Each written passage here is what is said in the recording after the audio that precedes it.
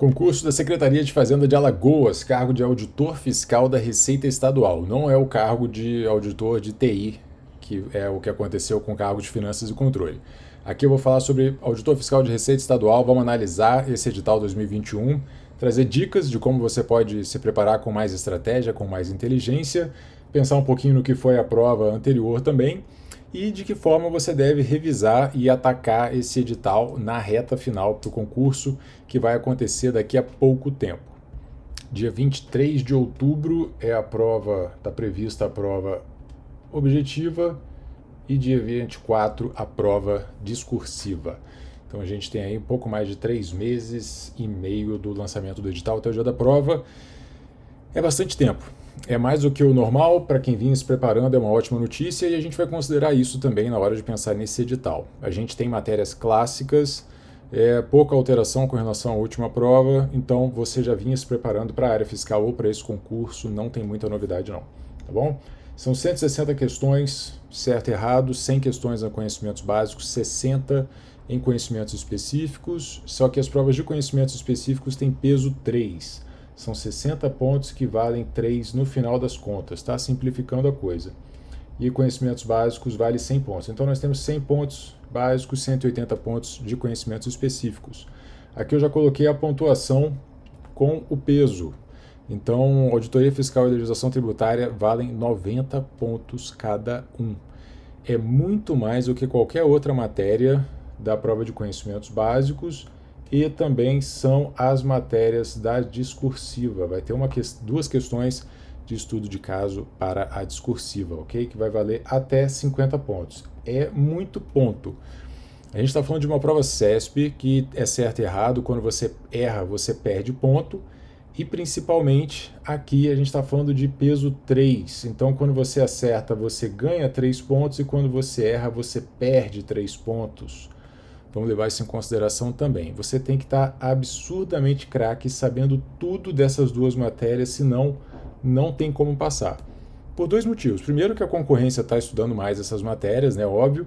E segundo, que ao errar você perde 3 pontos. Então é muito complicado você não estar bem.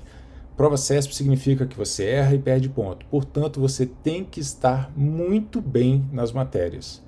Diogo, pô, está chovendo no molhado, você acha que eu estou me preparando para não estar muito bem? Não, aqui é diferente. Às vezes você nem bate o edital todo, mas o que você estudou você tem que estar muito bem. E isso vale também para o dia da prova. Mesmo que você não faça todas as questões, se você marcar primeiro as que você tem certeza ou muita segurança, Diogo, nenhuma. Geralmente, se você está bem preparado, é uma quantidade suficiente, marca primeiro as que você tem certeza, depois você volta e dá uma olhada nas outras questões de assuntos ali que você não tem certeza ou não estudou. Tem gente que deixa em branco, tem gente que chuta, existem técnicas de chute com aquele certo e errado também. Eu falo isso em outros vídeos aqui no canal e no meu Instagram também. Mas a verdade é essa, mesmo que não dê tempo de você bater o edital todo, no CESP a sua prioridade é saber tudo daquilo que você estudou e está disposto a marcar. Então, Diogo, não vai dar tempo de bater o edital inteiro. Beleza, escolhe parte do edital para você bater e dá umas boas revisadas nessa parte aí para você ficar bom nela.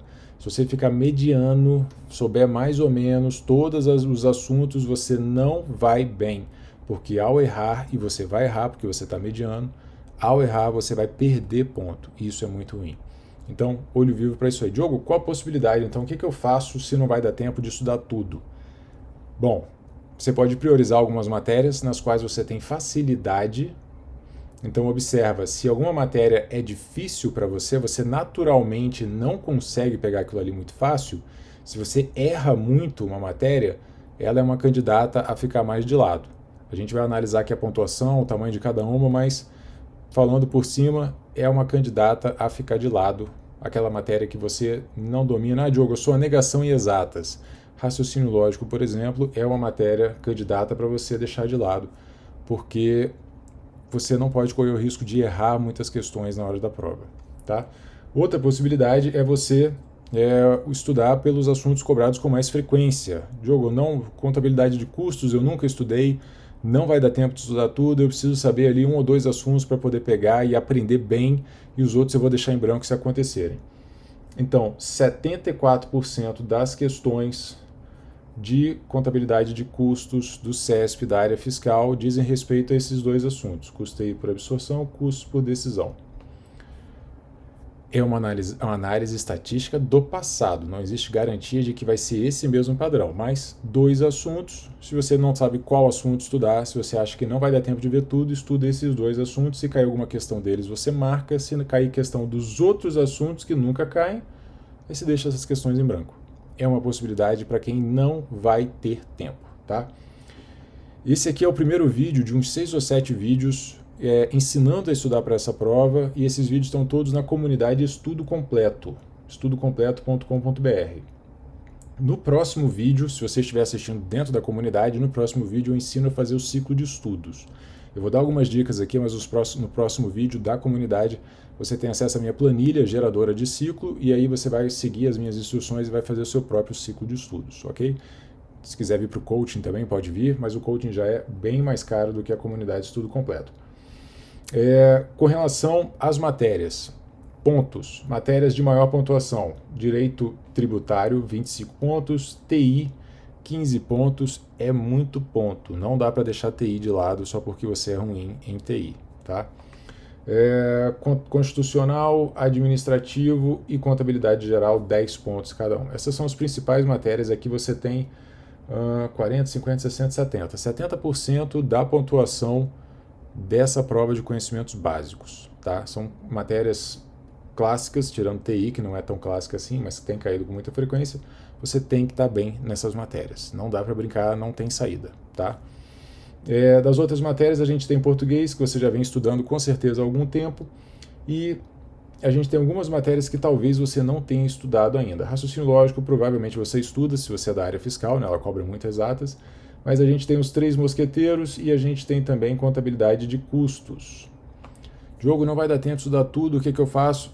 Mesma coisa, você estuda parte da matéria e fica bom nela, ou você pega essa parte, se você for escolher, você pode pegar os assuntos cobrados com mais frequência de cada uma dessas matérias.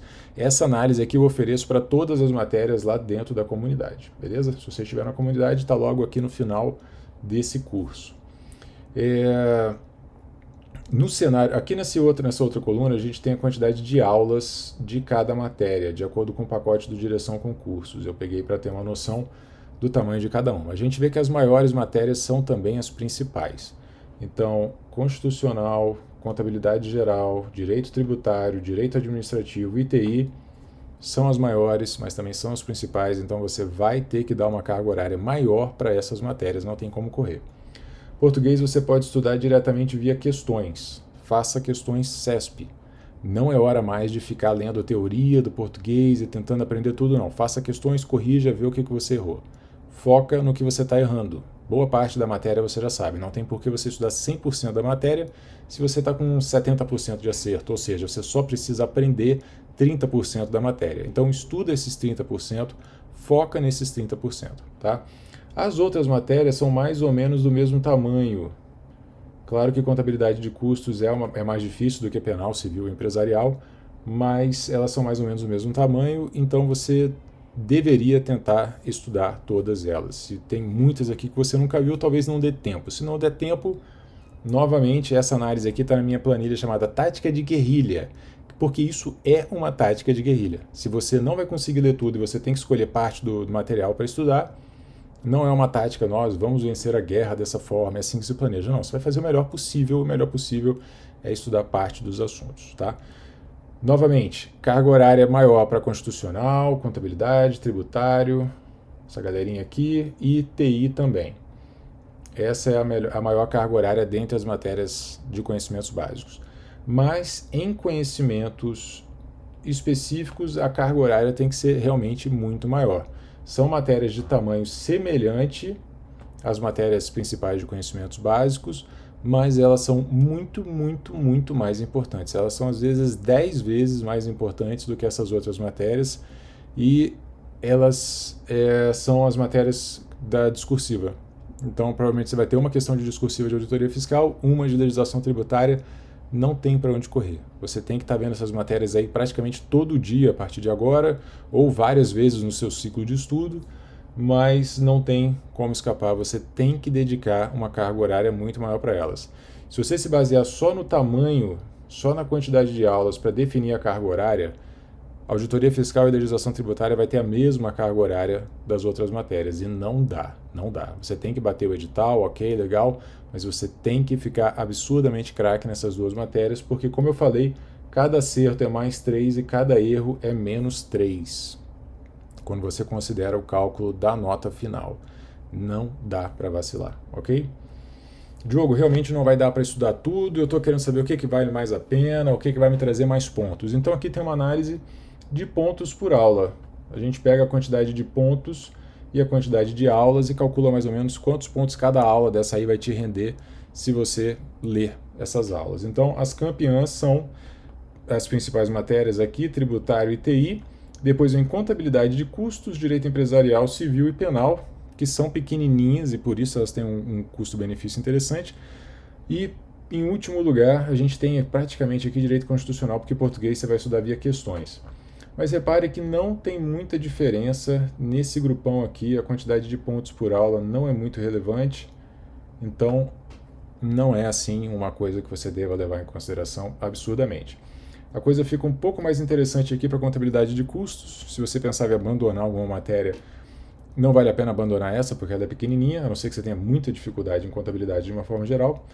E direito constitucional, com esse 0,48 aqui, é uma possibilidade de você largar parte da matéria, porque realmente está grande demais. É a maior das matérias e vale só 10 pontos. Se você já estuda para concurso, já estuda para área fiscal, provavelmente direito constitucional é uma matéria que você já domina, e aí você vai ter que gastar um tempão lendo aulas ali específicas de Alagoas, etc e tal, pode não valer a pena, tá? Esse aqui eu esqueci de apagar de outra análise, ok. Estou com matrículas abertas no coaching, inclusive, se tiver interesse. Mas de toda forma, essas são as diretrizes, essas são as dicas. Se você gostou desse vídeo, clique em curtir, por favor, se inscreva aqui no canal, no YouTube, se você estiver vendo no YouTube. Se você estiver na comunidade, no próximo vídeo eu vou te ensinar a criar o seu próprio ciclo de estudos, ok? A gente se vê por aí, um grande abraço e até a próxima.